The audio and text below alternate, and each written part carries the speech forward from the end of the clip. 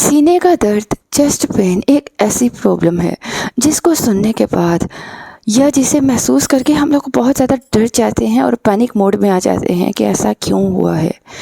लेकिन क्या आप लोग जानते हैं कि ओपीडी में और इमरजेंसी में जितने भी चेस्ट पेन के केसेस जो आते हैं उनमें से सिर्फ और सिर्फ 31% केस ऐसे होते हैं जिनमें इसकी वजह कार्डिक मतलब दिल से रिलेटेड होता है।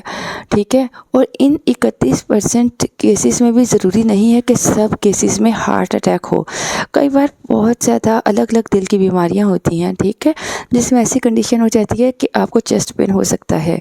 तो ज़रूरी नहीं है कि जब भी आपको चेस्ट पेन हो वो दिल में हार्ट अटैक की वजह से हो। ठीक है, तो आज की इस वीडियो में मैं आप लोगों को बताने वाली हूँ कि ऐसे आम रीज़न, ऐसे कॉजेज़ जिसकी वजह से चेस्ट पेन हो जाती है। ठीक है, लेकिन ये कार्डियक नहीं होते। कार्डियक की प्रॉब्लम की वजह से ऐसा नहीं होता, इसका किसी और सिस्टम से भी ताल्लुक़ है। ठीक है, हम लोग अक्सर इसको देखकर महसूस करके डर जाते हैं कि कहीं खुदा न खास्ता हार्ट अटैक की वजह से दिल में दर्द है।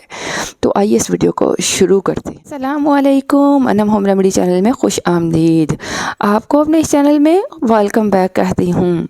आज मैं आपको बताने वाली हूँ कि चेस्ट पेन किस वजह से हो रही है। ठीक है, इसको जानने के लिए हमें ये समझना बहुत ज़रूरी है कि हमारे चेस्ट में और चेस्ट के आसपास कौन कौन से ऑर्गन्स पाए जाते हैं, ताकि आपको इसकी इन्फॉर्मेशन हो और आप जान सको कि आपकी चेस्ट पेन सिर्फ दिल के मसाइल की वजह से नहीं है। इसकी और बहुत सारी वजूहात होती हैं, तो आप अपने आप को टेंशन स्ट्रेस की कंडीशन में मत लेके जाइए।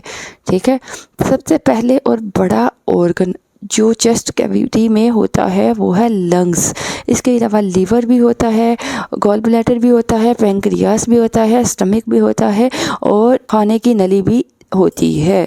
तो इन सब ऑर्गन्स में से किसी में भी अगर कोई प्रॉब्लम हो जाती है तो उसकी वजह से आपको चेस्ट पेन हो सकता है। 42% केसेस में ये पाया जाता है कि अगर आपको चेस्ट पेन होता है तो उसकी वजह आपका जो गैस्ट्रो इंटेस्टाइनल मतलब सिस्टम से होता है, आपके डाइजेस्टिव सिस्टम से रिलेटेड होता है। तो सबसे पहले इस डाइजेस्टिव सिस्टम के मुतालिक कॉजेज़ पर बात करते हैं। इसके अलावा और भी बहुत सारे रीज़न्स होते हैं, ठीक है, जो बहुत कम होते हैं, उनके मुतालिक भी बात करेंगे। लेकिन पहले बात कर लेते हैं कि डाइजेस्टिव सिस्टम से रिलेटेड जो आपको चेस्ट का पेन हो जाता है, सबसे कॉमन कॉज वजह जिसकी वजह से आपके हार्ट में पेन होने लगती है वो है GERD, GERD। ठीक है, इसको बोलते हैं गैस्ट्रो ईसोफेजियल रिफ्लक्स डिजीज़। इसके अंदर होता क्या है कि आपका खाना और जो एसिड जो स्टमक के अंदर होता है वो वापस से रीजनरेट होता है, मतलब आपके ईसोफिगस में आ जाता है। जो हम लोग बड़े हेल्दी लोग होते हैं उनमें ईसोफिगस जो खाने की नली है और स्टमक है उसके दरमियान में एक स्फिंक्टर होता है, जैसे एक वाल्व होता है। तो ये वाल्व आमतौर पे बंद रहता है, ठीक है, जिसकी वजह से खाना ऊपर नहीं आ पाता। लेकिन किसी किसी केस में ये वाल्व है ये ख़राब हो जाता है और परमानेंटली खुल जाता है, जिसकी वजह से खाना और एसिड वापस से हमारी खाने की नली में आ जाता है और वहाँ पर अल्सर, जलन और दर्द पैदा करता है। क्योंकि खाने की जो नली है ईसोफिगस वो सीने के बीचों बीच होती है। तो जब ईसोफिगस में कोई प्रॉब्लम होती है, दर्द होता है, तो हमें ऐसे महसूस होता है कि हमारे दिल के अंदर दर्द है, हमारे चेस्ट में पेन हो रहा है। बहुत ज़्यादा कंफ्यूजिंग कंडीशन होती है। दूसरी वजह आपकी गॉल ब्लैडर से रिलेटेड हो सकती है। गॉल ब्लैडर यानी पित्त की जो थैली है वो लीवर के नीचे होती है। लीवर होता है हमारा इस साइड पे चेस्ट के नीचे की तरफ और बिल्कुल इसके बीचों बीच होता है गॉल ब्लैडर यानी कि पित्ते की थैली। अगर आपके पित्ते की थैली में कोई प्रॉब्लम हो रही है तो उस वजह से भी इसका जो इफ़ेक्ट है वो आपके चेस्ट के सीने के सेंट्रल हिस्से में महसूस हो सकता है। अगर आपके पित्ते की थैली में स्टोन भी है, जो कि सबसे ज़्यादा कॉमन कोज है, पित्ते में पथरी की वजह से भी आपको कोई प्रॉब्लम हो तो लगता है सीने में दर्द हो रहा है। इसके अलावा आपके पित्ते के अंदर सूजन आ सकती है, स्वेलिंग हो सकती है, इन्फेक्शन हो सकता है। इसके अलावा ख़वातीन के साथ क्या होता है कि पित्ते की थैली के अंदर जो बाइल जूस होता है ना वो कई बार थिक हो जाता है। थिक होने की वजह से वो गदला हो जाता है, ठीक है, जिससे आप कह लो वो रतीला हो जाता है। ये जो बाइल होता है रेतला, ये पतली पतली जो नालियाँ होती हैं उसमें फंस जाता है, जिसकी वजह से कंजेशन पैदा हो जाता है, ठीक है, और ब्लड सर्कुलेशन सही से नहीं होती और वो दर्द आपके सीने में आपको महसूस होता है, ठीक है। तो बाइल से रिलेटेड और पित्ते से रिलेटेड ये भी कोज़ है जो आपको चेस्ट पेन का बाइस बनता है। इसके अलावा चेस्ट पेन का जो तीसरा सबब है वो है सडन स्ट्रेस, ठीक है। अगर आपको सडनली कोई शॉक आ जाता है, परेशानी आ जाती है, सदमा आ जाता है, तो इस सदमे की वजह से भी चेस्ट पेन होने लगती है। तो सदमा लेने की वजह से, एक्सट्रीम स्ट्रेस की वजह से चेस्ट पेन होने लगती है। ये चेस्ट पेन स्ट्रेस की वजह से होता है, ना कि दिल के मसाइल की वजह से। ऐसी कंडीशन में जब स्ट्रेस बहुत ज़्यादा हो जाता है तो आपकी बॉडी में एक कॉर्टिसोल हार्मोन रिलीज़ होता है जो बहुत ज़्यादा मिकदार में बढ़ जाता है, जिसकी वजह से ब्लड प्रेशर बढ़ जाता है। ये बहुत ही कॉमन जो रीज़न है, कॉज है, जिसकी वजह से आपको चेस्ट पेन की शिकायत हो जाती है। लेकिन ये चेस्ट पेन आपकी हार्ट डिसीज़ की वजह से नहीं होती। ये थे वो 3 कॉमन नाम, कार्डियक कॉजेज़, मतलब कि दिल पे होने वाली दर्द के असबाब। ये 3 मेन असबाब जिसकी वजह से आपको चेस्ट पेन हो सकती है। इसलिए अगर आपको चेस्ट पेन हो तो बिल्कुल मत घबराइएगा कि ये दिल के मसाइल हैं। ये दिल के मसले की बजाय इन 3 असबाब में से कोई एक सबब हो सकता है। अब बात कर लें कुछ रेयर कोशिश के मुतालिक जिनकी वजह से आपको सीने का दिल हो सकता है, लेकिन कंपैरेटिवली ये बहुत कम लोगों में होता है। चेस्ट पेन का पहला जो रीज़न है वो है आपके फेफड़ों से रिलेटेड बीमारी, जिसमें आपके जो लंग्स हैं उसमें खून जम जाता है, जिसकी वजह से बहुत सीवियर चेस्ट पेन आपको हो सकता है। स्पेशली जब आपको सांस को इनहेल करते हो, सांस अंदर की तरफ खींचते हो, तब पेन बहुत ज़्यादा बढ़ जाता है। ये पहचान होती है कि आपके फेफड़ों में ये प्रॉब्लम है। इसके अलावा जो दूसरा कोज हो सकता है, फेफड़ों में एक साइड का जो लंग है, फेफड़ा है, वो सिकुड़ जाता है, तो आपको आप में जो चेस्ट कैविटी होती है उसमें हवा बढ़ जाती है, ठीक है। इसके अलावा खुदा न खास्ता निमोनिया के केस में भी ऐसा प्रॉब्लम हो जाता है। अगर आपके लंग्स में निमोनिया इन्फेक्शन हो जाता है तब भी आपको चेस्ट पेन हो सकती है। इसके अलावा अगर आपको एस्थमा है तो उसकी वजह से भी आपको चेस्ट पेन हो सकता है। इसके अलावा पेरिकार्डाइटिस एक ऐसी बीमारी होती है जिसमें आपको चेस्ट पेन हो सकता है।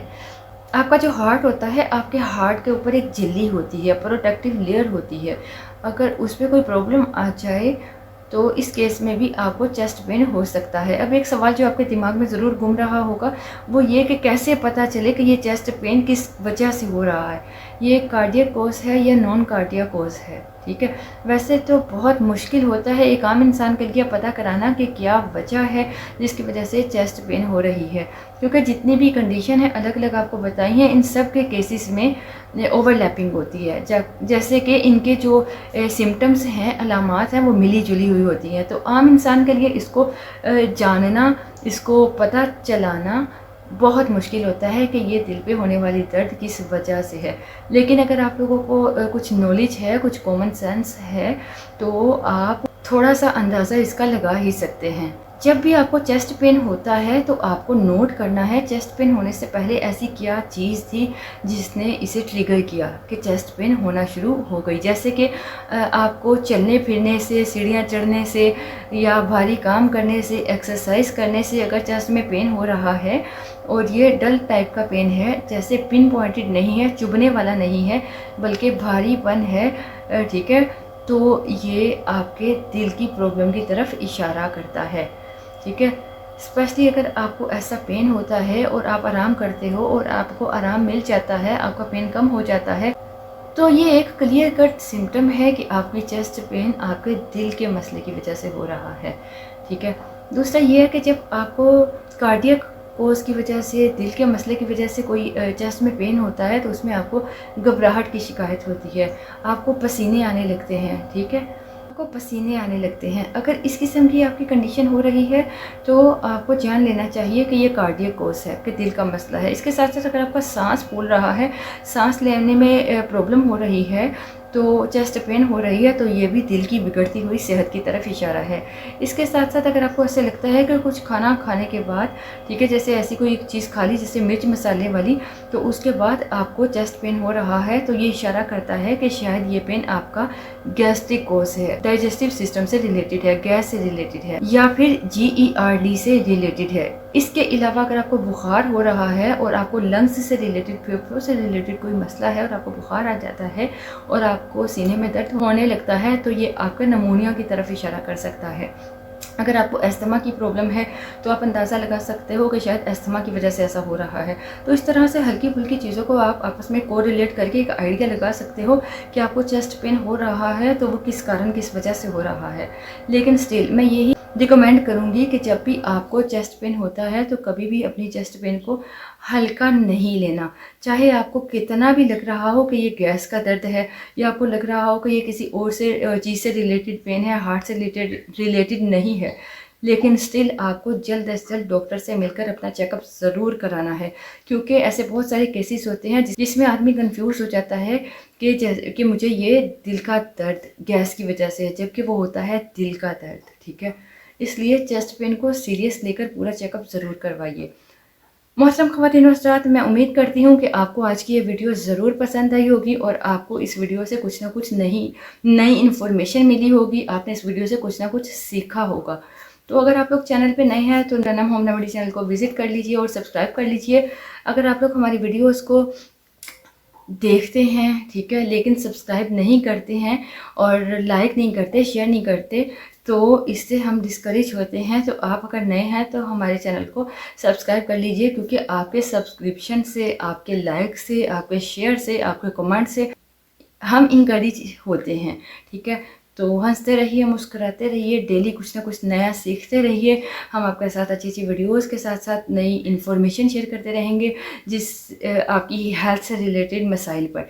तो उम्मीद करती हूँ आपको हमारा चैनल भी पसंद आएगा। अपना ख्याल रखिए, दुआ में याद रखिए। इजाज़त चाहूँगी। अल्लाह नेगहबान।